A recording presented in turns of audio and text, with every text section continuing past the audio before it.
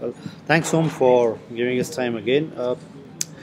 We are in the NASCOM forum here in the Leadership Summit, and the economic forecast for the country is going slightly awry. Have you had to relook at your own projections for 2012, and what impact do you see on IT industry of a domestic economic slowdown? Well, I think countries like India, we are all very much integrated with the global economies, and but even currently we would probably grow at 7%. Given the economic environment around, I think 7% is a good growth rate, but it cannot sustain the kind of investment that we need to make into our social schemes, and hence I think it's very important that India also goes up the chain. In the last year, almost every economy was 1% or 2% lower than what they had forecast. But given that, I think we still grew last year at 16.3%, which I think establishes the fact that the fundamentals of this industry are very strong, and the reasons that our customers buy continue to be very strong. Uh, what are the principal challenges for the Indian IT in 2012 besides revenues and profitability? Well, the first thing I think is that while our fundamentals are strong and our customers are doing reasonably well, they have strong balance sheets.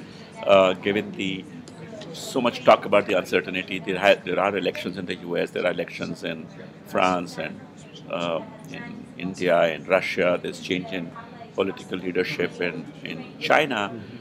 We're quite there is this felt uncertainty about this because of which people tend to hold back.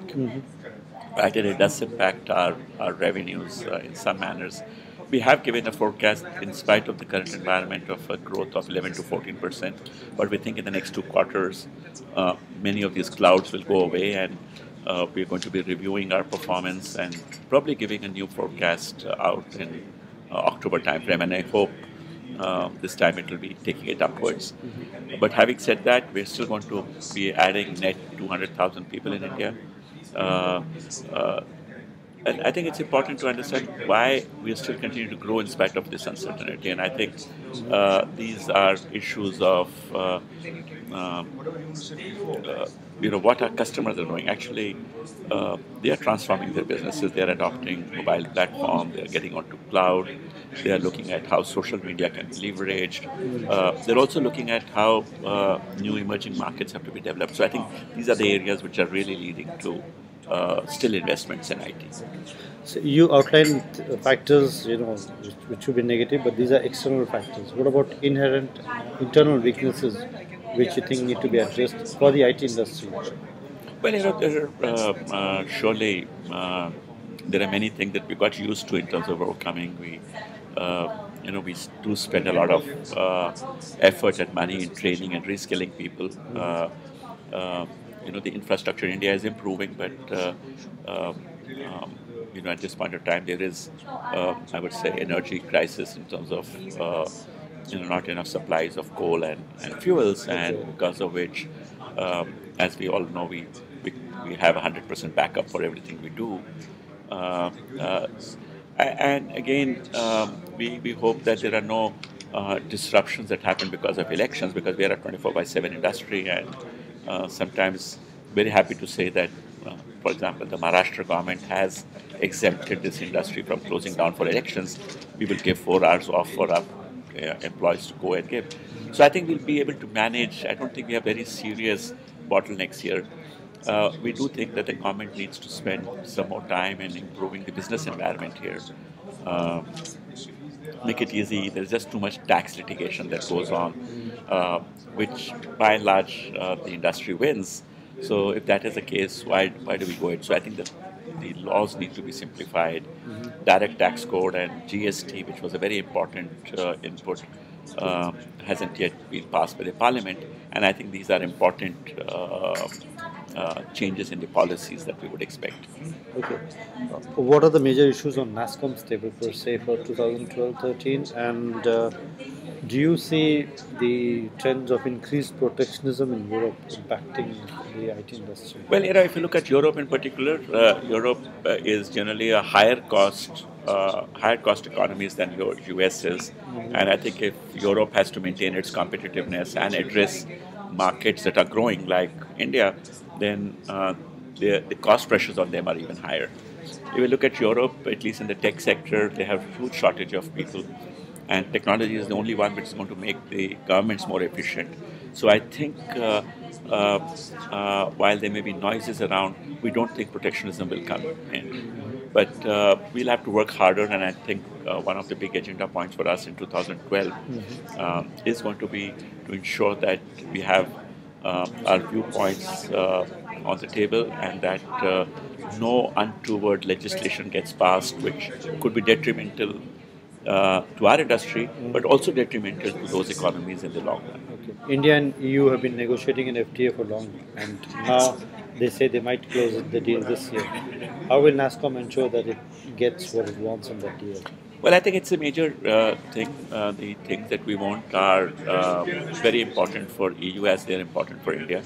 And these are around mobility, these are around how data protection is seen. Data protection and data privacy is a major topic right now across the world. And we think that if EU comes in with any dramatic restrictions on this, I think the cost to EU will be pretty great. So these are some of the issues that we have on the table in EU, and I think the discussions have gone well, and um, hopefully, like you said, the FTA, this will be the largest FTA EU and India signs, and I think it will be good for both the regions. But do you see, given the fact that France is headed for election and the Eurozone crisis is not really getting any better, do you really see a political will that is necessary to sign the FTA being Well, around? I think we must get this clear, right? European markets or the traditional markets that Europe has been or French companies have been are not the economies that are growing.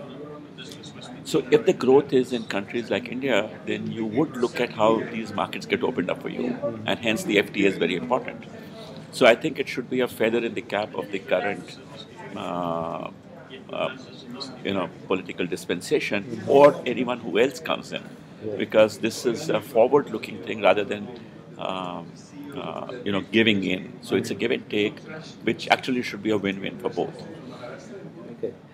Uh, how do you think cloud will impact the global sourcing market? And will it become a challenge for Indian IT? No, I think every time there has been a technological disruption, and I go back to people raising issues when ERP was coming in, and they said now that there is ERP, there will be no IT industry, which we were on bespoke development. Actually, the emergence of SAP and Oracle Financials and ERP actually helped increase the overall market. Cloud, we think there will be some things that probably may reduce, but on the other hand, overall market will increase because there are traditional the markets such as SMB which are unable to address. They can't afford it, but they need it, and I think cloud allows it. So I think the overall market will increase. Also, our initial analysis of large corporations shows that there are many technologies that they were not adopting because they didn't think it was worthwhile. But if it's on a cloud where the risk is not theirs, they'll probably be adopting it. So I think cloud will be a major game changer, and I think it will overall increase the market, though seemingly in some times and some places, for those companies that did not ride the cloud wave, it would be negative. Uh, but the trajectory that we have seen is that most of the service providers have adopted a cloud strategy. And finally, how's the consumerization of IT impacting NASSCOM members? Is it going to help them? Oh, Or is it negative for them? if you look at India, our biggest issue right now is connectivity. So while 2G has come in, 3G still has to roll out, and it has to be at appropriate price point. But the government has committed that in the next 2.5 years, they are going to connect 250,000 villages on broadband using fiber optics and the last mile with Wi-Fi. So that, I think, is going to be a game changer, because as you connect those villages, everything else is going to get connected, and hence the power of internet gets used, and I think it's going to be major. Then you have new platforms like UID emerging, which will again provide companies to develop new applications which we haven't yet thought of. So there are many things that are happening at this stage which would, in fact, increase and make people inclusive in this. You heard the minister speaking this morning about making electronic service delivery mandatory. And over the next 4 to 5 years, if every service that a common citizen gets will be electronically delivered, then I think to make that happen, there is a whole lot of stuff that happens in between now and then, which is about the proliferation of IT at a consumer level. And finally, what's the new frontier or the final frontier for NASSCOM? Well, I think for us, as we open up new markets, two of the second and the third largest global economies combined give us less than 3% of our business, which is China and Japan. And I think they have a need, and we need to break through their difficult markets. But I think over the next few years, we need to crack them. And closer here, I think we have very large opportunity emerging for small size companies in product space, where on the internet and the mobile platform, they will introduce innovative products. We have at this point almost 3,000 companies that are there. They need to find early stage funding. They need to be mentored.